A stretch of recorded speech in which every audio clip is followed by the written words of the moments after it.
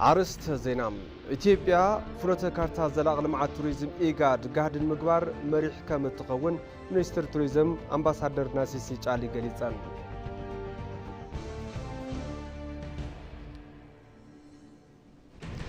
زلنا حيل سبن عقمي تكنولوجين تطغمنا سرعة حرشانا كنزم من يقبع كبلو زاوي رسم محدار كلل تقراي أي تقيتات شوردا قليتهم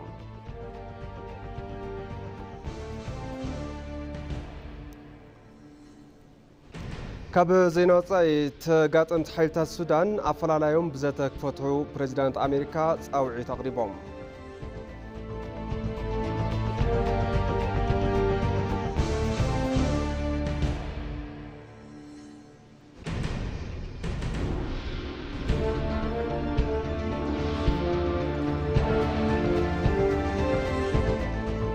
سلام زخبركم تملكتي كمي تمسيو لك ساعات حد خوينو زيناتاتنا حيزنا متينا لنا زيناتات ندامرحكو حبيركم تصنح انا برهان فسايه فلما جن ناب حصرت زيناتاتي كمرح إثيوبيا متكل اززوبا مسرت زغبره دبلوماسياዊ ርክብ ንምክያድ ባህገለዋ ክብል ሚኒስትር ጉዳያት ወጻኢ አፍሊጦም አቀባል ቃልቲ ሚኒስትር አምባሳደር ነቢያት ጌታቸው አብዛሃቦ መግለጺ ኢትዮጵያ اززوبا عودي هوكاتن عقرقرن مقبار زقبر من قصغاس دو كبل يقبا زبل صنوع امنات كم زلوا ام قليصهم إثيوبيا مسقروا بتهاجرات بسلام المسارة المعاتن استزامد قربتنا نكلو نقوح تساتفو تقبر كم زلوا وانتزاريبهم متكلات إثيوبيا تقامات بالسخن القباب مفتاح زبليو ونيلهم يخون مبارتي قداي مسمر نكسحت نمقبار ز دربيو حسابات قبو ايكون كبلو اتحساسيبهم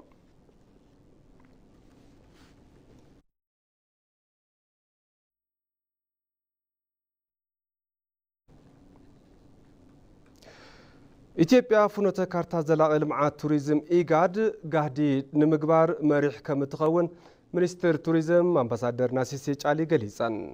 منستر توريزم بين منقستات لمعات مبراق أفريكا ويون إيجاد عبا فنوتا كارتا زلاق توريزم إيجاد تأميتهم تزاتيهم عبا مخفتي مرحا قبر تزاته مدرز اسمعا أمباسادر ناسيسي علي أبتي زوبا علم لخ بصحتي نمعباي فنوتا كارتا كم زخون العلن اتي فنوتا كارتا قاعدين مقبار حد آبال حقرات اتي زوبا بحبارن بنتصلن عقمن كتكما كم زقباون تن منستر عبريهنين أبتي مرحا قبري زات وانا صحفي قاد دكتور ورقنه قبيون منسترات توريزم حقرات اتي زوبان تساتيفهم يوم بتزامد زينا منسترات توريزم إيجاد فنوتا كارتا زلاق توريزم علاو غيرو لهم تي فنوتا كارتا بمبراق أفريكا علم لخا حوستي قطرم كب نمبال زخل عقم مفتار زعلم كم زخونه وانت قليزهم دكتور ورقنه قبيو عب مبراق أفريكا زلاقي زخونه معبال توريزم نكمزقب فنوتا كارتا زلاق توريزم إيجاد حقاز إيلوم حبراوي تربحنا توريزم اززوبا بمتحبار نكمعبل إيجاد قدو يواطع كم زلون حبيروم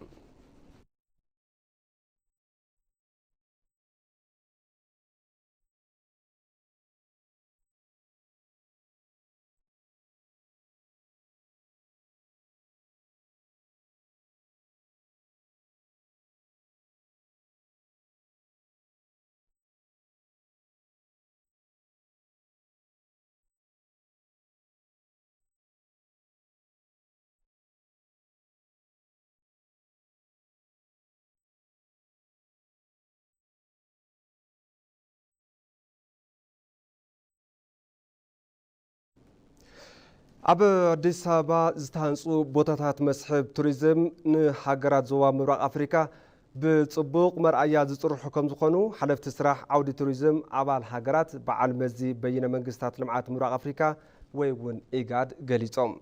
حلف تسرح عودة توريزم عبال حجرات إيجاد أب أديس أبا زخر عود عدوام توتو باركن ساينس مزيمن عدد الساليتهم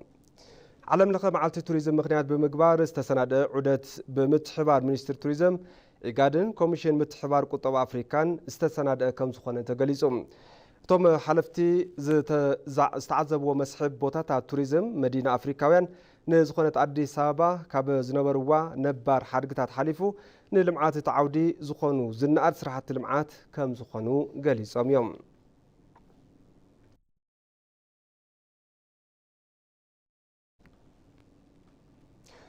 ببركي كل هجرن أب زمن تمرتي كل تشحن 16 عام تمرت أب كل تجراي لعلو تيت نزمت جو تمهرو سنة سرعات شلمات يكايد لهم تي مدرخ شلمات كالات جبار سنة آيس زدالون تخون أب شامنين 12 كفلي لعلو تيت نزمت جو نفعات تمهرو اتشلمات زبر كتم أبتي سنة سرعات شلمات نرسم محدار جزياوي من محدار كل تجراي أي تجيتات جورد حويسو صاوعي تستجبر اللوما جايش سدرا تمهارون تشلمتن ترقيبهم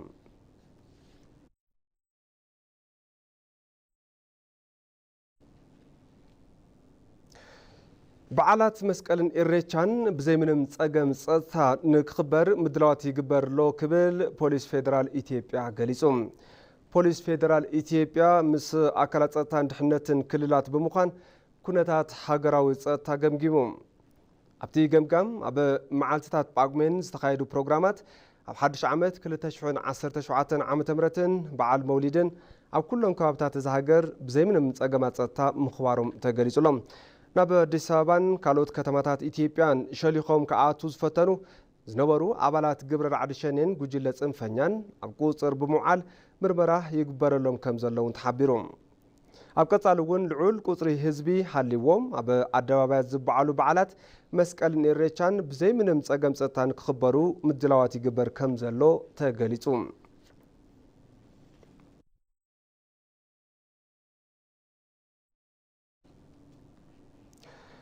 أب وشت حمشت أوارح كاب سعود عربية لعلي 79 شح إثيوبياوان ناب هاجروم كم استملسو منستر قداي دكانستين محبراو قداين أفليتوم نتوم تملست زيغاتات أب معرفو نفرتن متنحي مأخلاتن قبو دقفن كتتلن بمقبار ناب بيت سوام نكحواسو سرحتي ناتسالتو كم زركبون تمنستر قاليز اللهم أب سعود عربية أب تقام كونتا زنورو 395 إثيوبياوان تمالي ناب هاجروم كم استملسو وانت قاليزيوم بحافشة كابر بعت ميازيا كلتشون 16 عام تبرت كساب حزي بستسالت زيغاتات ناب هاجروم نايم ملا سرحتي لعلي 79,400 إثيوبياوان ناب هاجروم كم استملسو كاب منستر قداي دكانستين محبراون استرخب حبريتا يردم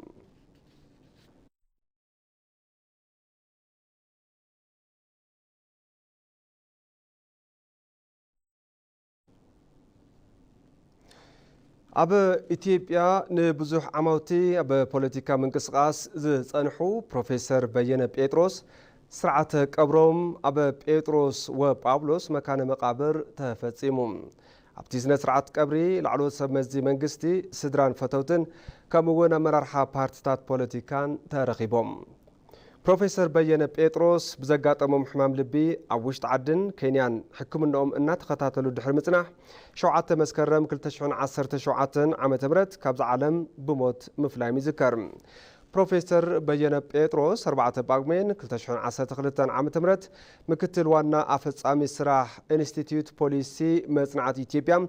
بمخان بقدامي منستر أبي أحمد تشيموم ناقل قولو بصنحهم يذكر أبتي انستيتيوت نتمهارو ناي حاصير نوحن اوان سلطنا بمدلاو مويኦም نكمعبلو لعول استواصو كم زبركتو تغليصلهم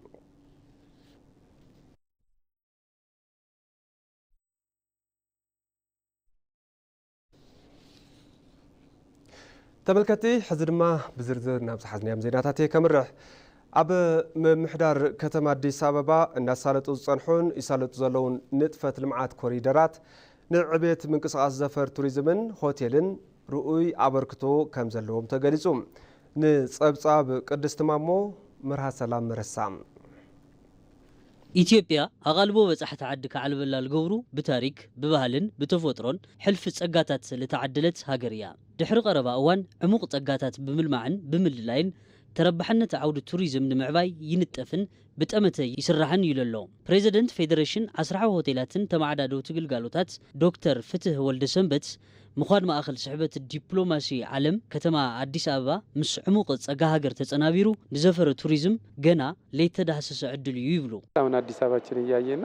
ከክልል እጅግ በጣም ብዙ ሰው እየመጣ ነው ሕዚ ንከተማ አዲስ አበባ ንህውፅና ዘለና ካብ ክልል ዕሪ ብዙሕ ሰብ ይዝመጽ ዘሎ ንወትሩ ብግዜ እትድቅስ አዲስ አበባ ምሸት ኣብ ምንቅስቃሴ ተሕልፎ ዘላ ጽሬት ብብርክ ከይድ ህንጸት ከተማ አዲስ አበባ ሕዚ ብርግጽ ካብ ዱባይ ይበልጽ እዩ መጠን ስፍሓት ህንጸት ብዘይገድስ ንምንታይ ዝብል ዘለኹ ንሕና ህንፀት ነሳልጥ ዘለና ጸገማት ኣብ ዘለውና ኩነት ህንፀት ጽርግያታት ዱባይ ብጽፈት እዮም ተሰሪሖም ከም ከተማ አዲስ አበባ ግን ብእግር ንዝጓዓዝን ሳይክል ንምግናሕን ዝውዕል ባይታ ይብሉን ኩሉ ሻዕ ክንመላለስ ከለና እንሪኦ ሓቂ እዩ ኣካይድ ስራሕ ግልጋሎት ሆቴል መልካ ነብዩ በለጠ ብወገኖም ሓድሽ መልክዕ ከተማ አዲስ አበባ ንሃወፅቲ ዶብ ሰገር ዓማዊሎም ፍልፍል ተሓጓስ ንወነንቲ ሆቴል ምንጭ ተሓጓስ ምዃኑ ይገልጹ ያን ጓጓለት የነበረው ነገር አሁን ሀገራችን ላይ አለ እትንብህጎ ነገር ኣብ ሃገርና ሕዚ ተረኺቡሎ ኣብ ከተማ ነህውጾ ምንም ነገር የነበረናይ ናብ ኣንበሳ ግቢ ወይ ድማ እንጦጦ ጥራሒና ናይ ውሽጢ ከተማ ዑደት ተንተርእስና ነጥፍ ነበርና ሕዚ ግና ናብ ካሊእ ዓዲ ክሰግር ከተማ አዲስ አበባ ዝዕርፍ ዜጋ ወፃኢ ዓዲ ንኣዲስ አበባ ብምሉእ ተሓጓስ እዩ ዝህውፅ ዘሎ እቲ ለውጢ ሰፊሕ እዩ ኣብ ኩሎም መሰረተ ልምዓታት ምዕባል ኣሎ ምንቅስቃስ ማሕበረሰብ ኣሎ ብፍላይ ኣብ ኣጋምሸት ዘሎ ሓፈሻዊ ኩነታት ብጣዕሚ እዩ ውቁብ ካብ መዕርፎ ነፈርቲ ናብ ሆቴላት ክንወስዶም ተለና ብዝርእይዎ ነገር ከርና ሕጉሳት እዮም ልዕሊ 10 ዓማውቲ ኣብ ንጥፈት ምህዋፅ ላተዋስአ ዝጸንሐን ኣባል ቦርድ ማህበር ሃወፅቲ ኢትዮጵያ ዮናስ ትኩ ቅድሚ ሕዚ በጻሕቲ ዓዲ ኣብ ከተማ አዲስ አበባ ልዕሊ ሓደ መዓልቲ ዝጸንሕሉ ዕድል የነበረ ብምባል ተዘክርኡ የንብር ብሔራዊ ሙዚየም ከታየ ወይ ደግሞ አንድ ቤተክርስቲያን ስላሴ ወይ ጊዮርጊስ ቤተክርስቲያን ከዛ በአንድ ቀን ያልቃል ሃገራዊ ሙዚየም እንተጎብንዮም ወይ ድማ ናብ ዝኾነ ቤተክርስቲያን ቅድስተ ስላሴ ክኾን ይኽእል እዩ ቅዱስ ጊዮርጊስ እንተሪኦም ብሓደ መዓልቲ ይዛዝሙ ኣብ ንርከበሉ እዋን ኣብ ዝሓለፉ 4-5 ዓመት ዝተሃነጹ ብዙሓት መባጽሓት ኣለዉ ንኮንፈረንስ ዝመጹ ኣጋይሽ 2-3 መዓልቲ ዋዕሎኦም ምሰሳለጡ እንሪኦም ነገር ኣይነበረን ሕዚ ነዞም ህንጸታት ክህውጹ ብምግባር ጻኒሒቶም ክናዋሕ ክንከብር ክንክእል ኢና ብተወሳኺ ኣብ ክልል ዝህነጹ መባጽሓት ንምንዋሕ ጻኒሒት በጻሕቲ ዓዲ ይረውሑ እዮም ዘለዉ ኣካይድ ስራሕ ቴማ ኢትዮጵያ ስራሕቲ ጉዕዞን ህወፃን ቴዎድሮስ ሰሎሞን 18 ዓመት ልኸዓበተ ልምዲ ምህዋፅ ኣለዎ ኣብ ዝሓለፉ ዓመታት ኣብ ሆቴልን ተማዓዳደውቲ ግልጋሎት ዝረአ ነበረ ዝሕታለ ብርኪ ጽሬት ንኣጎብነይቲ ፍልፍል ሽቁራር ምንባሩ ይዝክር ደረጃውን የጠበቀ ሆቴል ደረጃም ዝሓለዉ ሆቴላት ምርካቦም ከይተሸቆረርና ሓወፅ ትሒዝና ክንንቀሳቀስ ረድዩና እዩ ኣባል ማህበር ቦርድ ኣጎብነይቲ ታላቋ ኢትዮጵያ ናሆም ኣድማሱ ብተመሳሳሊ ካብ ቤተ መዘክር ብሔራውን ብኢድ ዝቁፀሩ ታሪካዊ ስፍራታት ወፃኢ ካሊእ መባፅሕ ኣብ አዲስ አበባ ለይምንባሩ ይገልጽ ሕዚ ግና ብርክት ዝበሉ መባፅሕታት ምህናጾም ንጻንሒት በጻሕቲ ዓዲ ግደ ካብ ምንባሩ ብልዛይድ ልምዓት ኮሪደር ብዓርሱ ነቶም በጻሕቲ ፍልፍል ዕግበት ይኾኖም ምህላዩ የብርህ ጎዳና ላይ ወክ ማድረግ ኣብ ጎደናታት ብእግርኻ መንቅስቃስ ብባዕሉ ሓሳብካ ንምእካብን ንምዝንጋዕን ግደ ኣለዎ እዚ ብምዃኑ ኣብ ዝህልዎም ጻንሒት ብስፍሓት ዝተማልአ ነገር ትረኽቡ ተለዉ ግዘ ጻንሒቶም ከናውሑ ይገበር እንዳሃወፅና ምስሊ ሃገርና ንህነፅ ዕግበቶም ንዓቅብ ጸብጻብ ግልጋሎት ዜና ኢትዮጵያ እዩ ዘለና ሓይሊ ሰብን ዓቕሚ ቴክኖሎጂን ተጠቒምና ስራሕቲ ሕርሻና ክነዘምን ይግባእ ክብሉ ጊዜያዊ ርእሰ ምምሕዳር ክልል ትግራይ ኣይተ ጌታቸው ረዳ ገሊጾም ኣፈጻጽማ ስራሕ በጀት ዓመት 2016 ዓመተ ምህረትን ኣንፈት ትልሚ 2017 ዓመተ ምህረትን መሰረት ዝገበረ ገምጋም ላዕለዎት ሓለፍቲ ስራሕቲ ክልል ኣብ ዝተረኸብሉ ተኻይዱ ንጸብጻብ ገብረ እግዚአብሔር ሓይሉ ፍስሓ መብራቱ ከም ዝስዕብ ቀርቦ እዩ ኣብ ኣፈጻጽማ ስራሕ በጀት ዓመት 2016 ትልሚ 2017 ዓመተ ምህረት መሰረት ዝገበረ ገምጋም ላዕለዎት ሓለፍቲ ስራሕ ክልል ዞባን ወረዳታትን ዝሓወሰ መድረኽ ዘተ ኣብ ከተማ መቐለ ይካየድ ከም ዘሎ ተሓቢሩ ኣብ ዘመነ ምህርቲ 2015-16 ብብርኪ ክልል 15 ሚልዮን ኩልታን ፍርያት ንምርካብ ተተሊሙ ምንባሩ ብምዝኻር ብምኽንያት ድርቅን ወራር ዕስለ አንበጣን ናብ 5 ኩንታል ፍርያት ከም ዝተረኸበ ኣብቲ መድረኽ ተገሊጹ እዩ እዚ ንምክሓስ ድማ ድርቂ ዝፃወር ስራሕ ልምዓት መስኖ ብምሕንጻጽ ናብ 16000 ሄክታር መሬት ክለምዕ ከም ዝተገበረ ተሓቢሩ ኣብቲ መድረኽ ዝተረኸቡ ጊዜያዊ ርእሰ ምምሕዳር ክልል ትግራይ ኣይተ ጌታቸው ረዳ ሓረስታይ ማእኸል ዝገበረ ልምዓት ዝራእቲ ልምዓት ሃፍቲ እንስሳን ሃፍቲ ተፈጥሮ ትኩረት ተገይሩ ብምስርሑ ሩኡይ ውፅኢት ተመዝጊቡ ኢሎም ኣብዚ ሓፀረ ግዜ ዓቕሚ ካፍትን ብትእኻብ ቅድሚ ሕዚ ዝነበረ ተመክሮ እውን ግምት እትኻ ቅድሚ ሕዚ ዝተዋህለለ ዓቕሚ እውን ካብ እትበታተነሉ ኣኪብኻ ኣብ ሓደ ዓመት ዘይመልእ ግዜ ዝሓሸ ምንቅስቃስ ንምግባር ኣብ ዝተገበረ ስራሕ ኣበርክቶ ስለ ዘለኩም ቀጻሉ ነዘበርክቶ ዝጠናከር ክትቆፅሩ በዚ ኣጋጣሚ ዝፃዒት ከቅርብ ደሊ ትዋና ቁም ነገርና ግብኦ ፖለቲካና ህዝብ ማእኸል ገብር ፖለቲካና ህዝብ ምግልጋል ማእኸል ገብር ክኽእል ኣለዎ እዚኣ ዘይገብር ፖለቲካ ብዝኾነ ይኹን መንገዲ ትርጉም ክህልዎ ይኽእል ኣብቲ ተታሒዙ ዘሎ ዘመነ ምህርቲ ዘለና ዓቕሚ ሰብ ምሩፃት ልምድታትን ቴክኖሎጂን ተጠቒምና ኣብ ሕርሻ ርኡይ ለውጢ ንምምጻእ ብንቕሓት ክንረባረብ ይግባእ ክብሉ ኣይተ ጌታቸው ረዳ ወሲኾም ሓቢሮም። ኣብ ቀጻሊ ዓመት ዝስርሑ ስራሕቲ ዋና ትኹረትና ዓቕምና ኣኪብና ሙሉእ ትኹረትና ዝተበተነ ዓቕምና ኣኪብና ጥራሕ ዘይኮነስ ካብ ዝኾነ ይኹን ኩርናዓት ዓለም ኩርናዓት ኢትዮጵያ ኩርናዓት ትግራይ ክመጽእ ዝኽእል ኩሉ ዓይነት ሪሶርስ ተጠቒምና ቅድሚ ሕዚ ዝጀመርናዮም ስራሕቲ ጠናኺና ክንቀጽል። ሓላፊ ቢሮ ሕርሻን ሃብቲ ተፈጥሮን ክልል ትግራይ ዶክተር ኢያሱ ኣብርሃ በወገኖም ኣብ ድኽነት ቅነሳ ነቲ ክልል ሰፊሕ ዕማም ከም ዝተወገነ ኣብሪሆም ድርቂ እናሃለዎ ድርቂ ዛ ሕርሻ ንፍጠር ኢልና ኣብ ክረማት ጽቡቕ ሰሪሕና ኣብ ቀዳማይ ዙር 100 ፈጺምና ኣብ ካልኣይ ዙር ድማ 17000 ሄክታር ሒዝና ካብተን 17000 16500 ብምፍጻምና ካብ ሕሉፍ ድርቂ እናሃለዎስ ሕርሻና ምንም ዘይተናቃነቀ ብትልም ብምፍጻምና እዙውን ዓዊ መደብ ብምፍጻም ስለዝኾነ ንኹልኩም ደስ ኣብቲ ተታሒዙ ዘሎ በጀት ዓመት ዝነበሩ ምዕቡላት ልምድታት ብምውዳድ ዝሕሸ ፍርያትን ኣፍራያነትን ንኽርከብ ብትኹረት ከም ዝስራሕ ኣብቲ ዘተ ተላዒሉ እዩ ክብል ሪፖርተርና ገብረ እግዚኣብሔር ሃይሉ ጸብጺቡ።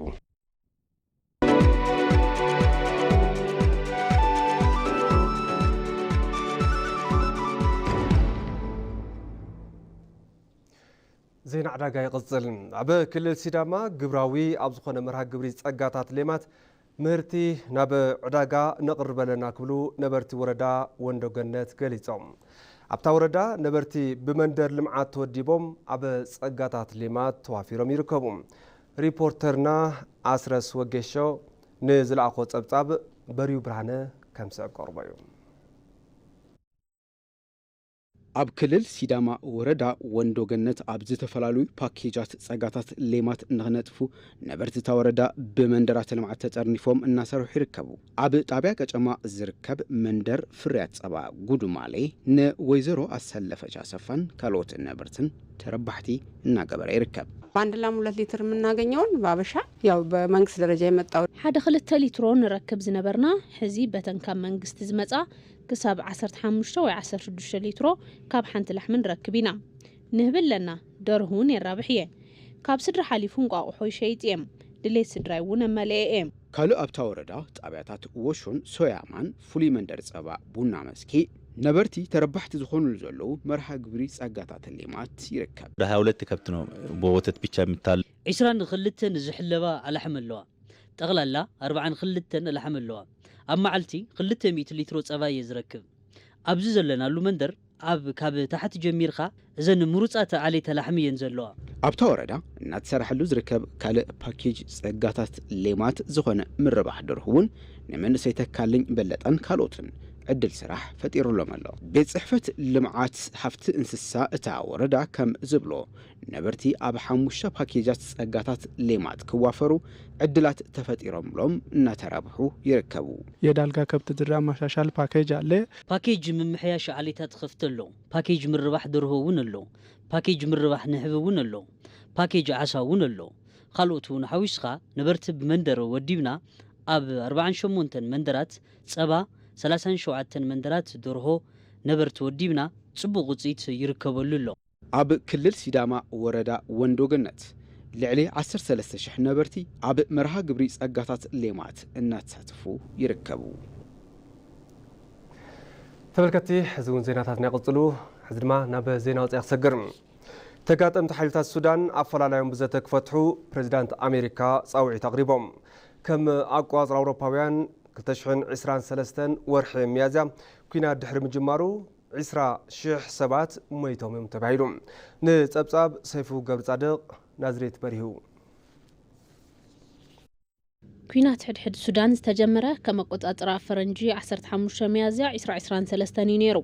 ኣብ መንጎ ጦር ሱዳንን ተወርዋሪ ሓይልን ዘሎ ዘይምርዳእ ብዘተ ብምፍታሕ ኣብቲ ሃገር ሰላም ንምዕሳል እናተገበሩ ዝጸንሑ ጻዕርታት ውጽኢት ከምጽኡ ይከኣሉን። ካብቶም ዝተገበሩ ጻዕርታት ሓደ ኣብ መዲና ስዊዘርላንድ ጄኔቭ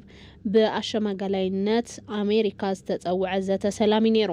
ጻውዒት ዩናይትድ ስቴትስ ግና ሰማዕ ብዘይምርካቡ ተወከልቲ ክልቲኦም ተጋጠምቲ ሓይልታት ኣይተረኸቡን። ፕሬዚዳንት ጆ ባይደን ተጋጠምቲ ሓይልታት ሱዳን ገጾም ናብ ዘተ ሰላም ንኸዙሩ እዮም ጻውዒት ዘቕረቡ። እቲ ኩናት እናጎደእ ዘሎ ንዜጋታት ሱዳን እዩ ዝበሉ መራሒ ኣሜሪካ ተጋጠምቲ ሓይልታት ሰላማዊ ሰባትን ከምኡውን መሰረተ ልምዓትን ዕላማ ካብ ዝገበሩ መጥቃዕትታት ንኽዕቀቡ ኣተሓሳሲቦም እዮም ጻውዒት መራሒ ዩናይትድ ስቴትስ ሲዒቡ ምስ CBS ኒውስ ጻኒሒት ዝገበራ ኣብ ኣፍሪካ ላዕለወይቲ በዓል ሞያ መጽናዕቲ ፖሊሲ ዝኾና ሚሸል ጋቪን ተጋጠምቲ ሓይልታት ሱዳን ሓገዝ ብምግባር ንምግዳድ ኩናት ልዑል ግደ ዘለዎም ኣካላት እውን ስጉምቲ ክውሰድ ይግባእ ይብላ The external parties who continue to provide financial ኣብተፋለምቲ ሓይልታት ዝግበር ጽዕንቶ ኣብ ወጻኢ ኮይኖም ገንዘብን መሳርሒ ኩናትን ኣብ ልዕሊ ዝህቡውን ክኸውን ይግባእ እቲ ደገፍ ሰላማውያን ህዝቢ ሱዳን እናጎደ እዩ ዝርከብ ብኩናት ሕድሕድ ሱዳን 20,000 ሰባት እንትቕተሉ 10 ሚልዮን ሰባት ድማ ካብ ከባቢኦም ተመዛቢሎም እዮም 25.6 ሚልዮን ዜጋታት ድማ ንጥሜት ተቓሊዖም ይርከቡ በቲ ኩናት ልዑል ዕንወት ካብ ዝበፅሖም ትካላት ውሽጢ መሰረተ ልምዓት ጥዕና ይርከብዎም 80% ዝኾኑ ትካላት ጥዕና ኣብዚ ሕዚ እዋን ግልጋሎት እንሃቡ ይኮነን ኣሜሪካ ቅድሚ ሕዚ ንኸይዲ እቲ ኩናት ልዑል ግደ ኣለዎም ኣብ ልዕሊ ዝበለቶም 16 ውልቀ ሰባት ክልቲኦም ተጋጠምቲ ሓይልታት ማዕቐብ ኣንቢራ እዮም ፕሬዚዳንት ጆ ባይደን እቲ ማዕቐብ ተጠናኺሩ ከም ዝቕፅል እዮም ዘፍለጡ ፖርቹጋል ዘጋጠማ ካብ ቁፅፅር ወፃኢ ዝኾነ ማዕበል ባርዕ ሓዊ ንምክልኻል ኣዋጅ ህፁፅ እዋን ከም ዝኣወጀት ኣፍሊጣ ኣብ መጀመርታ እዚ ሰሙን ኣብ ሰሜናዊ ፖርቹጋል ብዘጋጠመ ማዕበል ባርዕ ሓዊ ክሳብ ሕዚ ህይወት 7 ሰባት ከም ዝሓለፈ ተገሊጹሎም ቀዳማይ ሚኒስትር ፖርቹጋል ሉዊስ ሞንቴኔግሮ ዝኸፍአ ባርዕ ሓዊ ኣብ ዘጋጥመሎም ከባብታት ኣዋጅ ህፁፅ እዋን ከም ዝኣወጁ ተገሊጹ ኣብ ብዙሓት ከባብታት ሰሜናዊ ፖርቹጋል ዝተወልዐ እቲ ባርዕ ሓዊ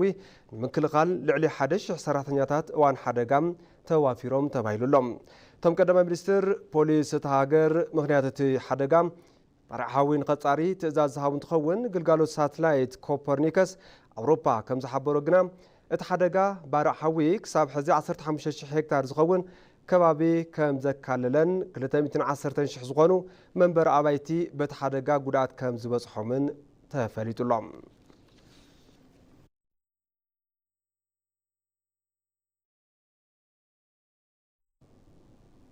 ተመልከቲ ማዕድ ዜና ቅድሚ ምዛምና ቀንዲ ዜናታት ዝዕለት ከዘኻኽረኩም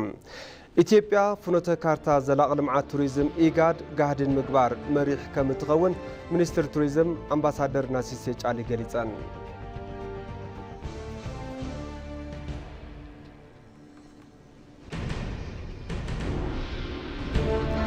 ዘለና ሓይሊ ሰብን ዓቕሚ ቴክኖሎጂን ተጠቒምና ስራሕቲ ሕርሻና ክነዘምን ይግባእ ክብሉ ጊዜያዊ ርእሰ ምሕዳር ክልል ትግራይ ኣይተ ጌታቸው ረዳ ገሊፆም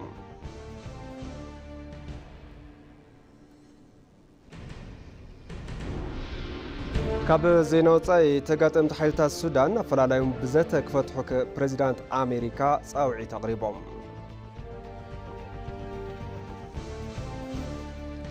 ተመልከቲ ነሰዓት ዝሓዝናዮም ዜናታት በዛዚና ስለምክታትኩም ኣዝና ነመስግን